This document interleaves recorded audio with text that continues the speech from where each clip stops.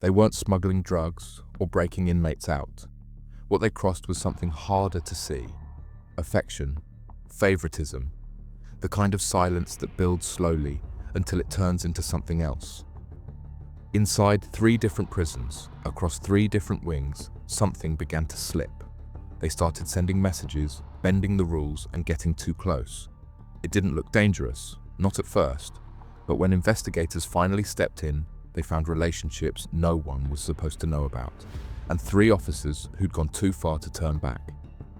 This is the story of the prison guards who crossed the line and how it ended with uniforms traded for handcuffs. Before we step into these stories, take a moment to leave a comment. Your thoughts help push these cases to a wider audience and make sure stories like this don't stay buried. Now, let's begin with the first. Tony Evelyn Georgina Cole worked as a prison officer at HMP 5 Wells, a high-capacity Category C men's prison in Northamptonshire. She was 29, based locally in Wellingborough, and assigned to one of the main residential wings. On paper, her duties were straightforward: manage inmate movements, supervise cells, and keep the prison regime running safely. One of the men under her supervision was 28 years old, serving a custodial sentence. His name was never publicly released. What's known is that he was on Cole's wing regularly, and over time, they developed a connection that moved far beyond professional. It didn't start with a single event. There was no dramatic turning point. Instead, it happened gradually, through daily conversations, offhand comments, and increasing familiarity. What began as routine wing interaction slowly became more personal. Cole began spending more time in his company during shifts, in ways that raised no alarms at first. By September 2022, the contact had extended beyond the prison. Cole had started using her personal mobile phone, a Samsung S22, to communicate with the inmate directly. They exchanged messages and later video calls. At this point, the relationship was already active, but it remained unnoticed by staff. Nothing outwardly gave it away.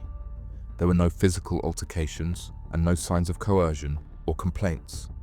Just the subtle erosion of boundaries that can go unchecked inside a high-turnover, understaffed facility. The contact continued for nearly 5 months. Behind the scenes, thousands of messages were sent, each one pushing the limits further. But on the surface, she remained in uniform, managing cells and passing checks. Until one shift changed everything and gave investigators their first reason to look closer. On 23rd of January 2023, Tony Cole worked a shift she hadn't been authorized to take. It was logged as overtime, but it hadn't been approved. That single irregularity was enough to trigger a routine management meeting 2 days later. A simple question: why was she on the wing that night? To answer it, senior staff pulled the CCTV. The footage showed more than just a schedule breach. It showed the 28-year-old inmate, the same one Cole had been regularly speaking to, with his arm around her. At one point, she sat on his lap. It wasn't subtle, and it wasn't something that could be explained away. When questioned, Cole admitted they'd kissed. She also admitted she'd been in regular contact with him, though the scale of it wasn't yet clear. The incident was immediately escalated. Her phone, kept inside her locker, was seized, and the case moved from an internal breach to a formal criminal investigation. What police found on the phone confirmed what the footage had hinted at, and far more. Between September and January, Cole had exchanged 4,431 texts and calls with the prisoner, 18 video calls, multiple sexualized messages. One image, a photo of purple underwear, stood out as key evidence. The language between them wasn't just flirtatious. The messages showed a clear pattern of ongoing and personal contact that went far beyond professional boundaries. But it wasn't the messages that caused the most concern. Cole had promised the inmate that if she found out his cell was going to be searched, she would let him know in advance. That alone posed a risk to security. If weapons, phones, or contraband had been hidden, that warning could have compromised the entire operation of the prison. At that point, Cole wasn't just breaching trust, she was undermining safety and facing serious criminal charges. On the 13th of February 2025, Toni Cole stood in the dock at Northampton Crown Court. She had already pleaded guilty to a single charge: misconduct in public office. With the evidence on record, the prosecution did not need to prove intent, only that her actions as a serving officer had violated the standards of trust, duty, and safety expected inside a prison. The court was told that her relationship with the inmate wasn't just inappropriate, it was operationally dangerous. Prosecutors outlined how Cole used her position to offer sensitive information. The case wasn't built on physical evidence alone, it was built on her behavior, her choices, and her disregard for protocol. There was no defense put forward in mitigation that challenged the facts of the case. Cole made no attempt to deny what she'd done. Toni Evelyn Georgina Cole, 29, was sentenced to 12 months in custody. Her conviction marks one of several recent cases tied to HMP 5 Wells, a prison already under scrutiny for staffing concerns and repeated breaches of officer conduct. One will come later in this video. She was also ordered to pay a £187 victim surcharge.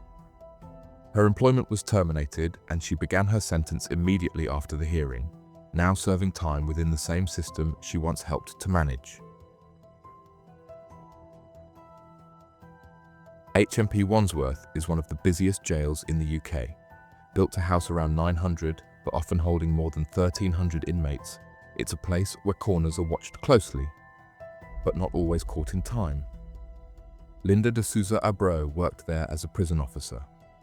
In her late 30s, she was responsible for managing inmates on the wing and supporting daily routines, including cell checks, meal rotations, and access to facilities. The man she became involved with was serving time for serious offences. Linton Wyrish, aged 36. At the time of the arrest, Wyrish had built something of an online coach persona, posting workout clips on TikTok and flaunting designer threads and gold chains on Instagram, often seen dining out in upscale London venues. In March 2022, he broke into a luxury flat in South Kensington. He stole valuables, including designer bags, jewellery, and a suitcase filled with expensive items worth over £65,000. Later he was caught, convicted, and sent to HMP Wandsworth to serve a 4.5-year sentence for burglary. But behind bars, he didn't slow down. If anything, he played up the image. He wasn't just a convicted burglar, he'd also been jailed for dangerous driving. The sentence was stacking up. And yet, while most inmates faded into the system, Wyrish found a way to stand out, not through violence or contraband, but something else entirely.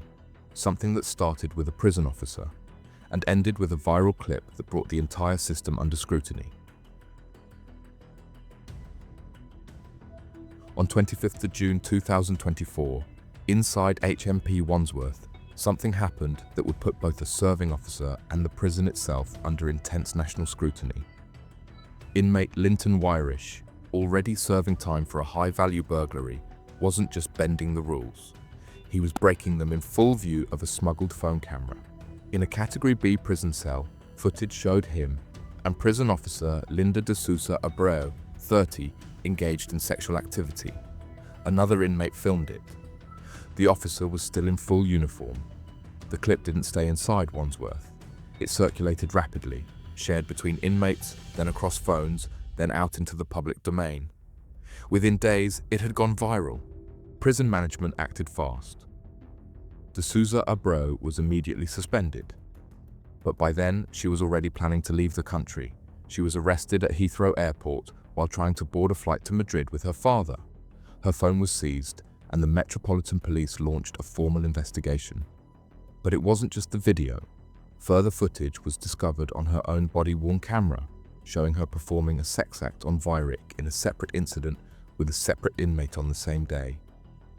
The misconduct wasn't a one-off. It had taken place on at least 2 occasions. That footage became central to the prosecution. Inside the prison, staff were left shocked. Outside, headlines exploded. a married officer caught on film breaching security and professionalism in one of the country's most overburdened jails. It was more than a scandal, it was a systemic failure. What followed wasn't just a disciplinary, it was a full criminal case, with mounting evidence, media pressure, and no way back for either of them. For De Souza Abreu, her uniform was no longer protection. It was part of the evidence. In 6th of January 2025, Linda De Souza Abreu faced the dock at Isleworth Crown Court. The prosecutor laid out damning details: the video shot in uniform, the recovered phones, the second recording from her body-worn camera, all signs of repeated indiscretion. There was no defense challenging what happened. De Souza Abreu admitted her actions. Judge Martin Edmonds KC condemned her actions and said, "That compromised your role as an officer and was misconduct, which undermines discipline within the prison and puts fellow officers at increased risk." Linda was sentenced to 15 months in prison and told she would serve half her time in custody and the rest on license. She was also entitled to a 95-day reduction after it was revealed that she had been wearing an electronic tag for 190 days. But the fallout didn't end in the courtroom. Within weeks of first circulation of video, new headlines emerged. Wyrick had been moved to HMP Swellside, where he was violently attacked on 18 December 2024, sustaining head injuries. His 3-month-old baby, present at the time, was injured too. Both thankfully survived.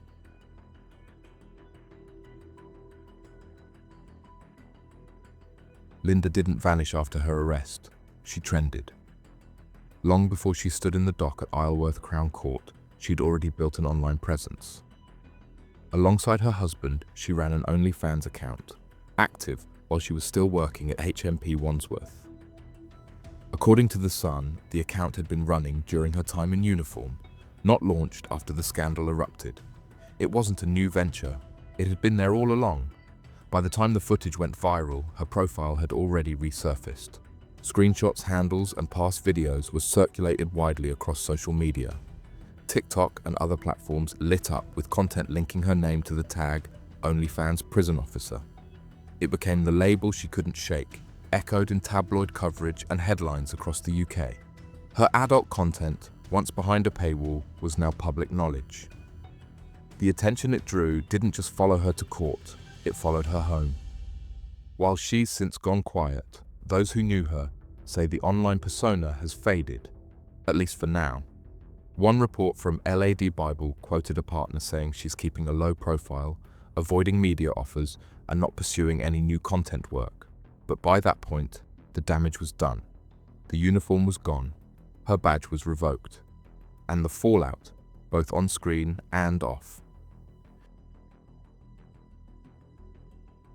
Rachel Stanton was 31 when she joined HMP 5 Wells. A mother of 5 and a newly trained custody officer, she was placed on a residential wing at the Category C prison in Northamptonshire, the same prison where Tony Cole had already faced charges just months earlier. Her role was supervisory, day-to-day routines, cell checks, and general oversight. But one prisoner on her wing stood out. Edwin Poole was serving a 10-year sentence for armed robbery, a known offender convicted for a violent raid in which thousands were stolen and weapons were involved. He had a record that stretched years, and a reputation inside for being both bold and persuasive. They crossed paths regularly, and over the weeks, a bond developed that didn't go unnoticed forever. In July 2022, Rachel Stanton was seen entering a prison storeroom with Poole, the door shut behind them. They didn't emerge for over an hour. CCTV captured the entire window. No one else went in, no one else came out. When officers searched Poole's cell afterward, they found explicit photographs. The source was clear. They featured Stanton. A handwritten love letter was also recovered, confirming the emotional nature of the relationship and placing the responsibility firmly at her feet. She was suspended immediately. Poole was transferred to another facility. And just like that, HMP 5 Wells, already under pressure from the Cole investigation, was facing another breach of conduct inside its walls. 2 officers, 2 inmates, and now two scandals connected to the same prison. Rachel Stanton didn't deny the relationship. When investigators questioned her, she admitted to the physical encounter, but it wasn't the CCTV that confirmed how deep it went. It was her phone. Her personal device was seized shortly after the storeroom footage was reviewed. Officers found intimate photographs and messages that left little ambiguity. The pictures matched the ones discovered in Poole's cell. The language in the texts was affectionate, explicit, and consistent with an ongoing relationship. She had been in contact with Poole using unauthorized methods, including a smuggled mobile phone inside the prison. Investigators later confirmed that Stanton had facilitated his access to outside communication, breaching strict internal controls. She had not only met him privately behind locked doors, but had enabled further contact beyond those hours. Prosecutors described the relationship as voluntary and sustained, though they acknowledged there was no evidence of trafficking, coercion, or material exchange. But that didn't lessen the breach. It was a collapse in professional judgment, one that endangered the security of the prison. Stanton later admitted to being deeply ashamed. By the time of her court appearance in 2024, she had left the service. Her contract with G4S terminated. But by then, another revelation had come to light. Before we turn our attention to the final case, let's widen the lens and see how these incidents fit into a much larger, troubling trend. Ministry of Justice data confirms this is far from isolated.